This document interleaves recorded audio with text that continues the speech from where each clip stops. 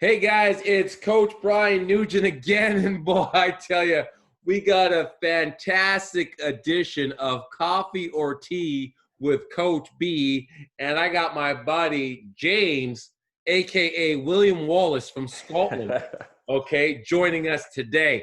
So I'm telling you, you better be sitting down. It's jam-packed. What an interesting story. He's going to provide a lot of value, a lot of good ideas, a lot of great advice, and he's going to share his story today on Coffee or Tea with Coach B. So James, thanks for joining us today, man. No problem, man. Good afternoon, guys. I know it's coffee or tea with Coach B, but I'm just sticking to the good old H2O just now. Just limit myself to the one caffeinated drink a day, so it's just water for me just now. This guy is breaking the rules, folks. I don't even know how this show is even going to go down right now. I hate rules.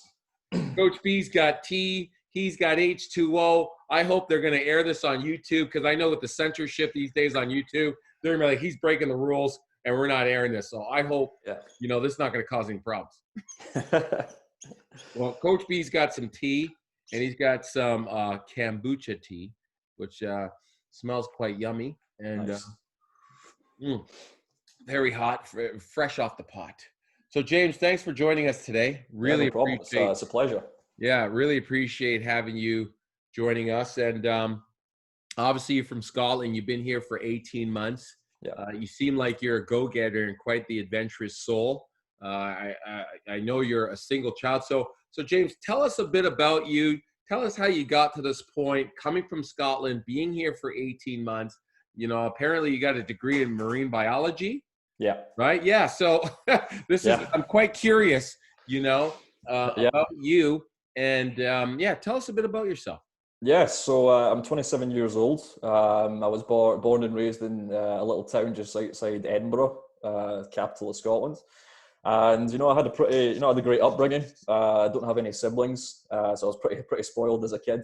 And it was a pretty modest upbringing. We didn't have a lot of money, but my mum and dad worked hard to provide for me, and provide everything for me. So I owe a lot to them.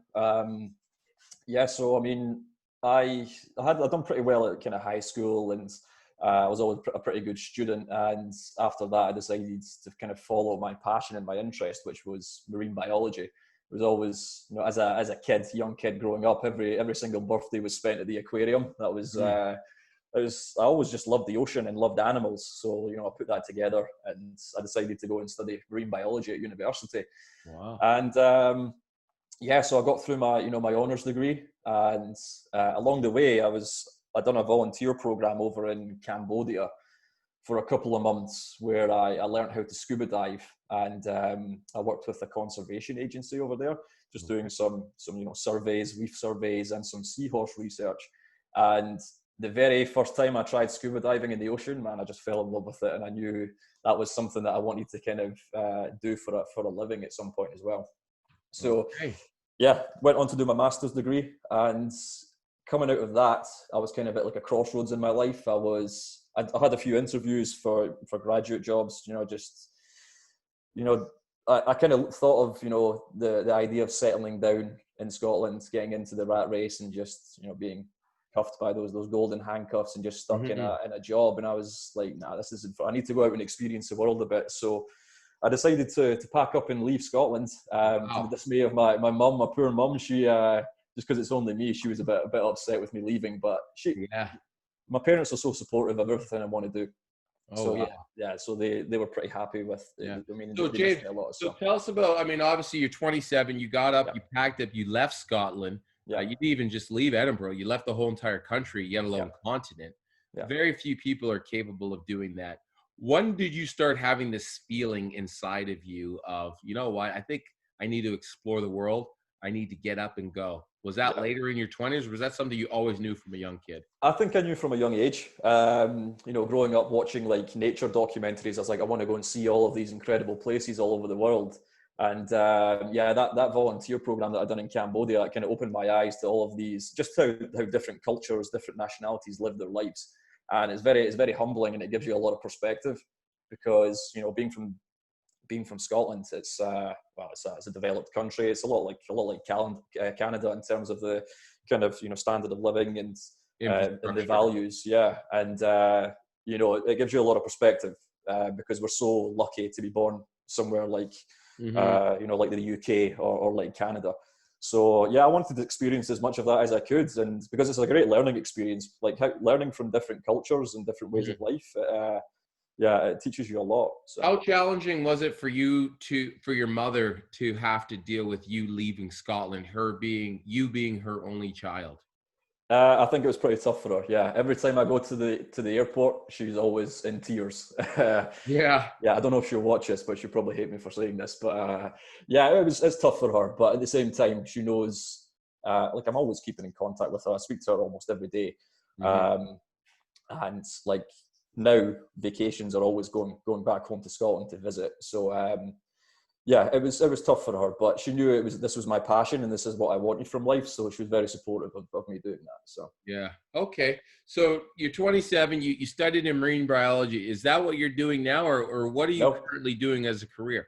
no, yeah. So now I'm working as a financial services broker. Wow. Yeah. That's a So 180. What happened? complete change of gear. Yeah. So previously, before I moved to Canada with my girlfriend, we were down in the Cayman Islands. Okay. And I was working as a dive instructor and a boat captain. She Oh, was wow. working in a dive shop, and yeah, so she's Canadian, so hence why we're here. You know, I moved to Canada for love, I guess. So yeah, so Moved to Canada for love. I love it. no, we'd been together for a couple of years at that point, and we were just living in the now. And then it was time to start thinking, long into the future. So we sat down and we kind of analysed our goals and our dreams for what we want from life, and we were never going to be able to achieve that doing what we were doing, those careers, because of the income.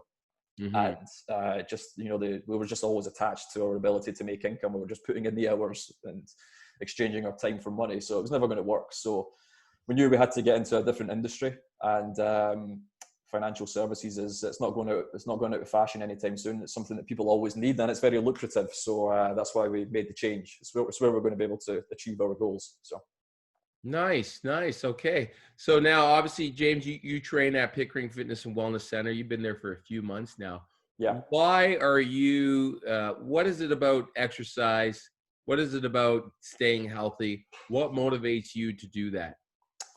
That's a good question. A number of reasons. I mean, part of it is just for what it does to your brain, what it does to your mental game. It's probably 50-50 between your actual, your body and your mind. Mm-hmm. In order to train your mind, you have to push yourself outside that comfort zone and do the things that you don't want to do. And you get that every single workout at the Pickering, Fitness and Wellness Centre. You're always having to push through that pain threshold. And yeah, so for me, it's as much as, developing my mind as it is my body. But, okay.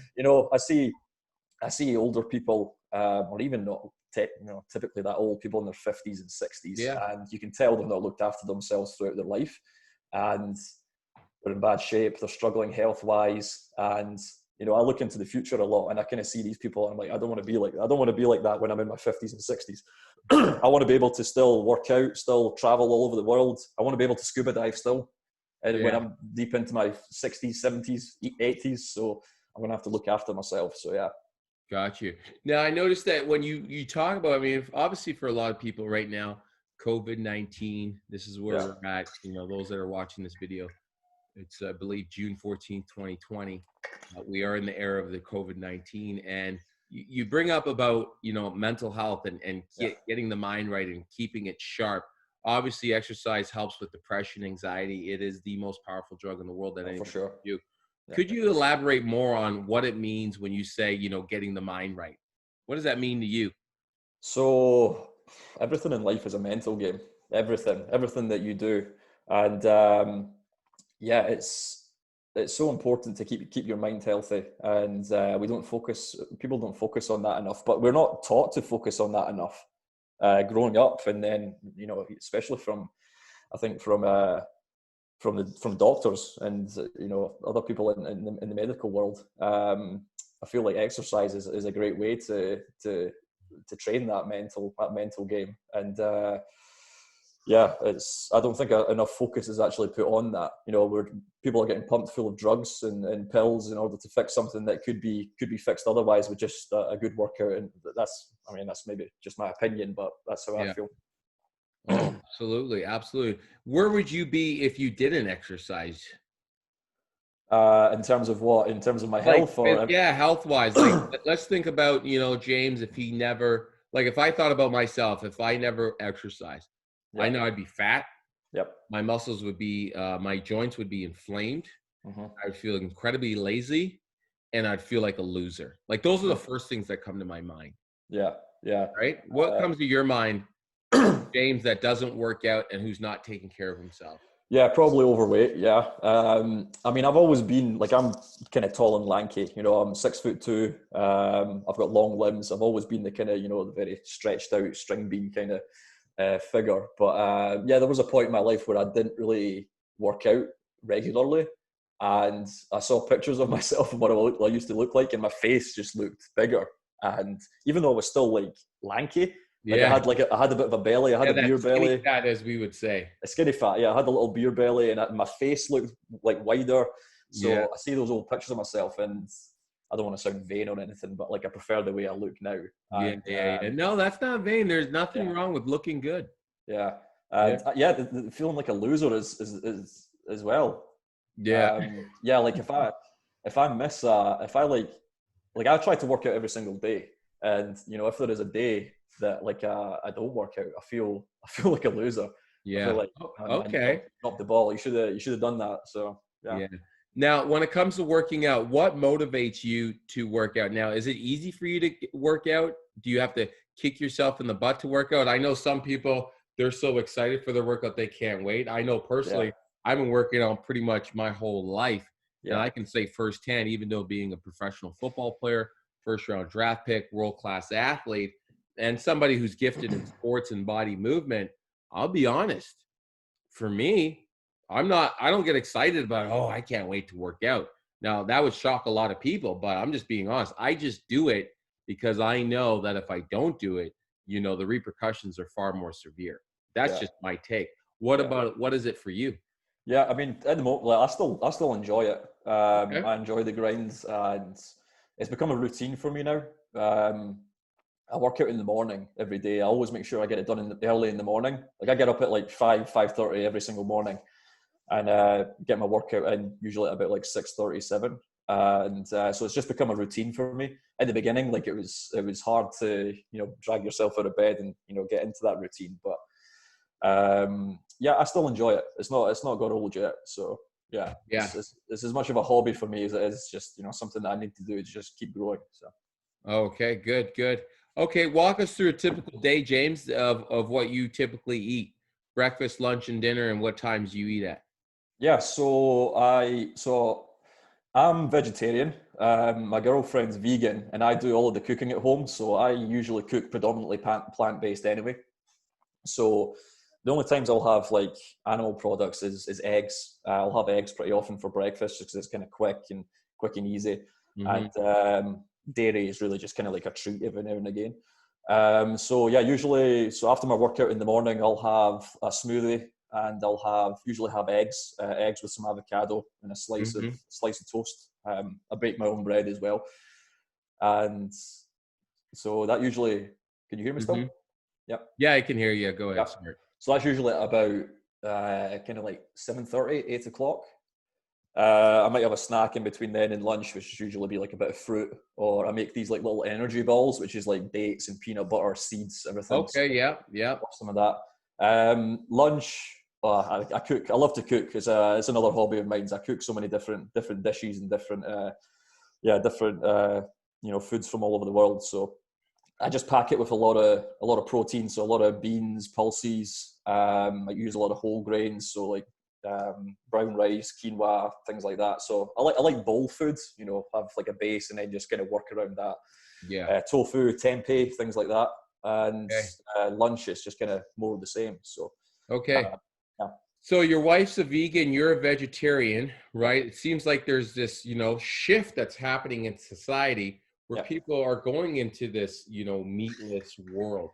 yeah. How long have you been a vegetarian? Is this something that you grew up with, or is this something that is just kind of new in the last little bit? Yeah, so since I got to Canada, I became a vegetarian. So about a year and a half ago. Okay, and then what inspired you to do that? For me, it was a number of reasons. There was environmental reasons. There was ethical reasons. And also, Environmental. Okay, let's yeah. break that down. What does that Yeah. even mean? So, like, I was starting to kind of be aware of all the environmental issues that large scale factory farming has. So, like, I studied marine biology and conservation. So I'm an advocate of conservation, but I was actually funding something that directly has an adverse effect on Mm, wildlife. And the biggest, one of the biggest uses of land is, and one of the biggest reasons of habitat loss is for farming, is for agriculture, mm. for the meat industry. So that was one of the big reasons for me, but also the ethical reasons. So like my girlfriend and I are huge animal lovers. We rescue animals. So the way I saw animals being treated in factory farms and slaughterhouses, like I couldn't fund that anymore. So yeah, those were the two big reasons. But like even health as well. Like I feel great. I'm in the best shape of my life.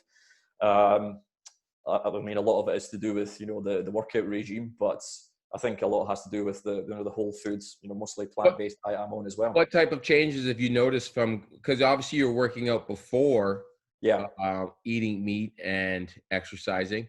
What yeah, changes have you noticed for yourself when it comes to getting off of meat yeah, and your overall performance and your overall health and well-being? Because obviously, there's still conflict out there with people like, should I eat meat? Should I not eat meat? Where yeah. do you get your protein from, et cetera, et cetera.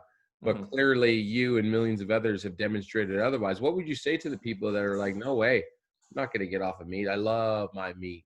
And Yeah, you used to be a meat eater. yeah, yeah. I mean, for me, like I've noticed a big difference in my cardio. I feel like that's where I've felt the biggest difference. I don't know if it's related to. I'd like to do like I don't know, be a test and see if that is related to the plant-based diet. I mean, there is like nutrition is such a great area with all the scientific research, but I think like it's been proved that we can get enough protein from plant-based sources. Like that's a myth that we can't get enough protein from plant-based sources. So, Yeah. um, but for me, I think the biggest difference has been definitely in the cardio. So Mm, got it. That's fantastic. That's yeah, fantastic. So your wife's or girlfriend, sorry, is a vegan. yeah. Now, is she involved in exercise routine? Is she working out? Like, what's her, methodology when it comes to fitness and health? Yeah, she works out a lot as well. She works out. She does a lot of home workouts and yoga as well. Yoga's big for her. She started to get me into it as well. I never, I always thought of yoga as being, kind of like, just this like hippie kind of thing, and Yeah. compared to like, lift weights or go running.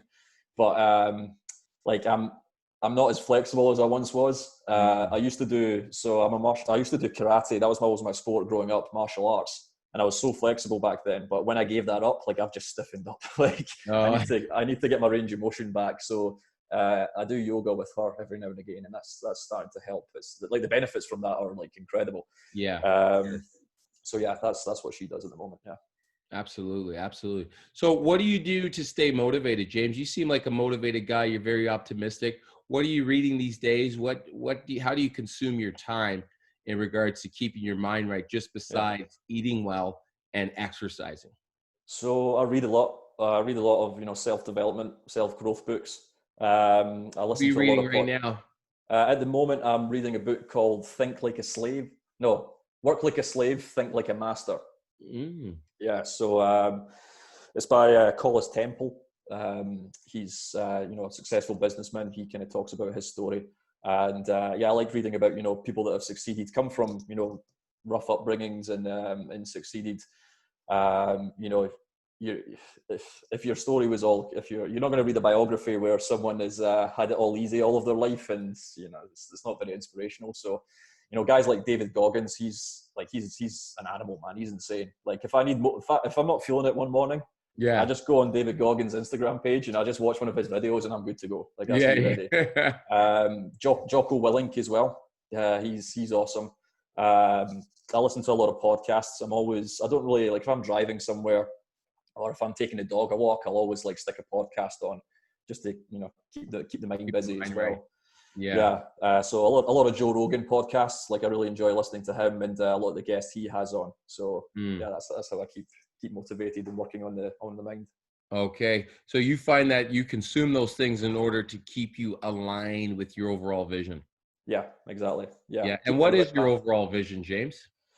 I just want to keep growing every single day. I want to get better, at least like 1% every day. Because if you think about that over the long term, over the space of a year, if you get just 1% a day, doesn't sound like much. Over the space of a year, that's 365%. Yeah. And like I've got my girlfriend and I've got big goals in life. We want to have a dream home. We want to own a home at some point. We want to we love, like I said, we love rescuing animals. So we want to have like our own rescue shelter where we rescue dogs and rehome dogs, all kinds of animals. So like I want to scuba dive all over the world. I want to be the guy that if my family needs help back home financially or whatever, I want to be the guy that can just sign the check and not have to worry about that. I want to be that person for my family. So that kind of keeps me motivated and keeps me on the path to keep working to get that. So Nice. So there's a lot going on in the world now, James. sure Black is, Lives yeah. Matter, COVID-19. What do you see that is, I mean, obviously you're very optimistic, you're very positive, you're well-read, right? So you obviously have viewpoints and interesting perspectives on it, like a leadership standpoint. What is wrong with the world right now that you see, and what do you think needs to change? I think there's a severe lack of leadership, to be honest. You look at the response of our politicians to the COVID crisis and now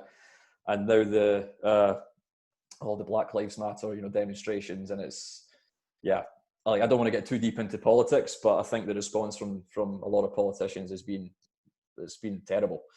So All over what the would world. you do differently? So lack of leadership, that's fine. I get that. So let's put you in office now, right? Okay. I mean, I'm only bringing this up because of all the books I'm hearing you're reading. So you Yeah. obviously have, ideas and strategies. That's why we read these books, because they help. You're listening Yeah. to, quote unquote, in my opinion, all the right people, right? What would you do differently? Like maybe your top three to lead the country, lead the nation, lead the territory, lead the province in the right way. Yeah. So in terms of the And there's no right or wrong answer here. I Yeah. just feel like this is value because at the end of the day, quite a few people watch this, and you never know what idea you can spark to somebody else. You're like, you know what? I never even thought about that. And it could be you could just be speaking to a politician or somebody of influence who can make a change. Yeah. I mean, in terms of the pandemic, there isn't enough focus on what we can do to our immune system and how we can boost that. So like all the talk is about, wash your hands, wear a mask, social distance, lockdown. I think I'm pretty sure they found like a direct correlation between the number of people dying from COVID and vitamin D deficiency. So like I take vitamin D every single day. It seems like a pretty easy solution to boost people's immune systems. But if you just watch the mainstream media, nobody's talking about exercising, eating healthy, taking vitamins. So I don't know why that's being overshadowed. What else? I'm trying to think what else. So I mean, I can't, like, in terms of the all the things that are going on in the States and all over the world regarding Black Lives Matter and the death of George Floyd. I mean, it's crazy that we're still having these conversations in 2020. It's unbelievable. Like growing up, I was just taught to treat everybody the way that you want to be treated. We're all human beings at the end of the day. So like, I can't understand people's mindset, like in regards to race. It's unbelievable. But so like I think the police force in the States, there needs to be more training there. There needs to be way more training and they need to make it tougher, I think, to actually get into the police force. They need to weed out all the weaklings. I guess a bit like the military. Like Navy SEAL. Exactly, because it's like you're dealing with civilians every single day, and like you're armed. So like there needs to be a process which kind of weeds out the mentally weak ones. And there needs to be much better training. Okay. I think what else? I think that's about it. No, that's good. I mean, you never know, right? So Those are good points, right? Bring up better training, weed out the unexceptional, because to be a police officer, I believe it's an exceptional job. Oh, There's for sure. a lot Yeah, of responsibility. So yeah, you're doing an exceptional job and you're hiring unexceptional people, that's going to bring problems, yeah, right? For sure, for sure. definitely. Fantastic. Okay. So what's next for James? What's going on? What's next for you? What's your next move? What do you plan on doing? What's your next big goal, big thing you want to tackle? I know you talked about you want to get your own home and stuff like that. Is there Hmm. anything else over in the horizon that us viewers need to know about what's going on in Mr. Holmes's life? Um, yeah, I mean, I'm just going to keep working to get better every single day. Keep keep working out. Keep training hard. I can't wait till the gym opens up again. Like it's been a long time coming. I mean, it should be open already. It shouldn't have been closed. Yeah. But yeah, I can't wait till that opens up again. Um, yeah, like I said, getting our own home is a big one for us. And yeah, I want to be able to. I want to travel home at some point as well. I was meant to be flying home in July to visit family, and I had a friend's wedding that was scheduled for August, but that's obviously all cancelled because of the pandemic. So hopefully go back in over the Christmas time, maybe Hmm. see family and friends. Go for maybe like 2 or 3 weeks. So that'll be something to look forward to. And yeah, get to a point where we can rescue more animals, and yeah, that's big for us. Yeah. We've got one we've rescued. So when we were living in Jamaica, we rescued 2 dogs from there, brought them to Canada, and they've been rehomed. We rescued 3 from the Cayman Islands. One of them's our dog. He's with us still. 2 of them got rehomed as soon as they got here. So yeah, Beautiful. that's big for us. Yeah, we love animals, and we just want to do our bit to help as many as we can. Beautiful. Beautiful. So you were talking about getting back in the gym and wanting to be active again, Yeah, right? What are your thoughts on the fact that the liquor store was an essential, tobacco yeah, is an essential, but the gym is non-essential? 64% of Canadians are overweight, right? That's all over 50%. How do you feel about, liquor and tobacco being essential services and the gym being a non-essential services? What are your thoughts on that?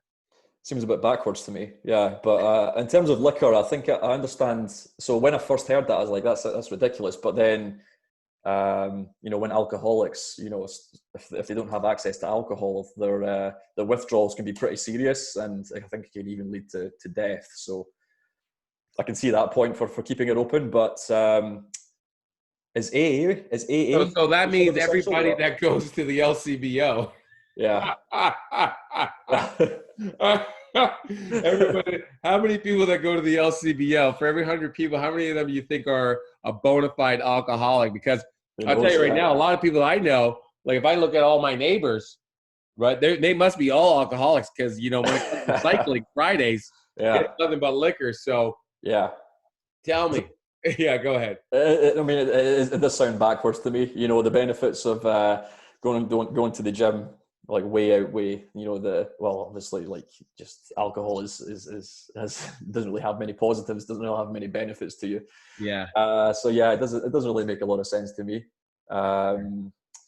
And the same with all the fast food restaurants that are now, like it's like the drive-throughs have stayed open pretty much all the Yeah, way the through. whole time they never They're close. still queued. They're still queued all the way out the drive-through. I'm like, do you guys not understand what the hell's going on around the world? Like, you should be. Yeah.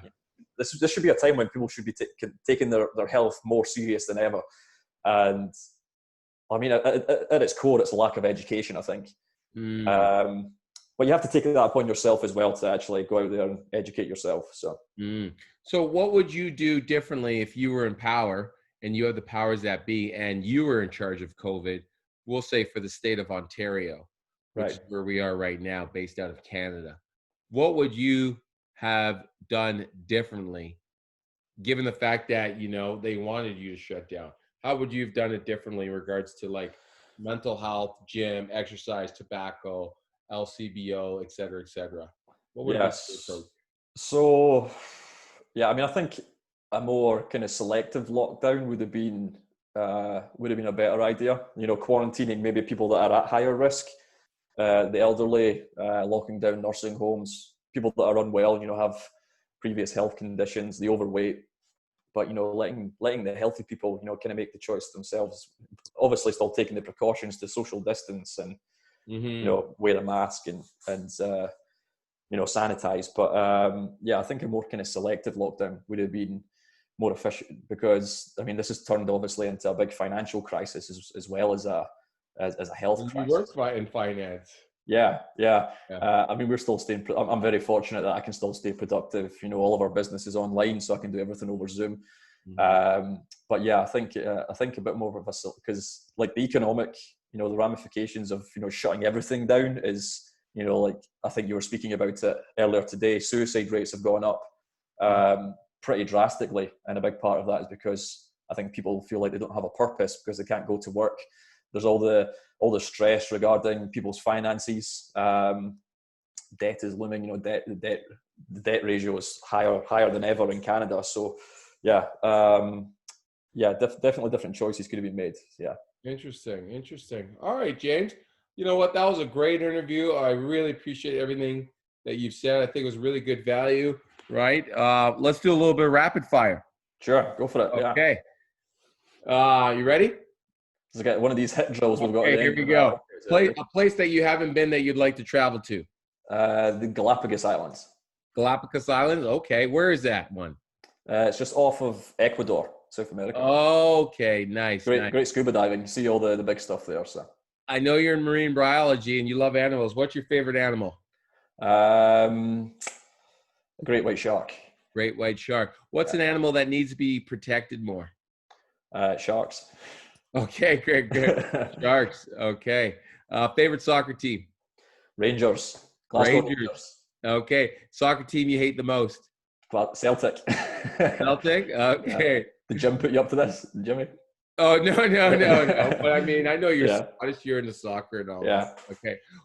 Favorite music to listen to in your iPod? When I'm working out, metal. I like listening to heavy metal when I'm working out. Heavy metal. Reggae music, just when I'm chilling and listening to music, yeah. Okay. Favorite exercise to do?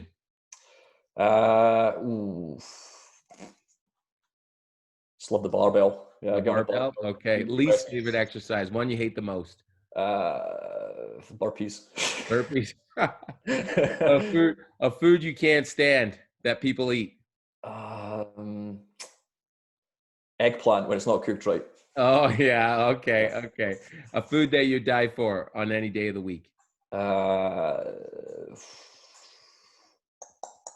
I love tempeh. You love tempeh? All right, man. Okay, man. That was really good, man.